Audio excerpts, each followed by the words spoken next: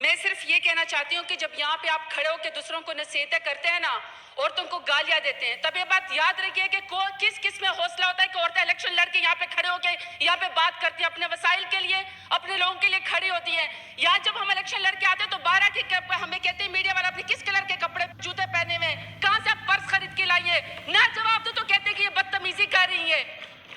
آپ کے ساتھ جب آپ کسی میڈیا کے چینل کے اوپر بیٹھ کے کہتے ہیں تو آپ لوگوں کو کیا یہ بھول جاتا ہے کہ یہ خاتون کسی کی بیٹی ہے، کس کی ماں ہے؟ 4 سال کی میری بیٹی ہے، بہن میری آسٹریلیا میں بیٹھ کے مجھ سے سوال کری کہ کون سی ویڈیو، کس کی ویڈیو؟ یا تو آج آپ بتائیں کہ اگر آپ کے پاس اتھینٹک کوئی ویڈیو ہے کسی کو پر الزام لگانے کے لیے، اگر نہیں ہے ویڈیو تو پھر ایف آئی اے ان کو پکڑے، سائبر کرائم کے تحت ان کو پکڑا جائے۔ یہاں پہ بیٹھ کے ہمیں یہ نہ سکھایا جائے کہ آپ ہمیں ان سے بیٹھ کے کہتے کہ آپ نے پچھلے زمانے میں کیا کیا تھا۔ آپ تو امت محمدی ہیں، امت محمدی نے آپ کو حضرت فاطمہ تو زہرا کی آپ کو یقین دلائی ہے۔ جب وہ تشریف لایا کرتے تھے حضور صلی اللہ علیہ وسلم ان کی محبت اور احترام میں کھڑے ہو جایا کرتے تھے، اپنی چادر مبارک بچھا دیا کرتے تھے۔ آپ یہاں پہ خوش ہو رہے ہیں کہ عورت کی یا کسی کی یا مرد کی تذلیل ہوئی، عزت سب کی برابر ہے۔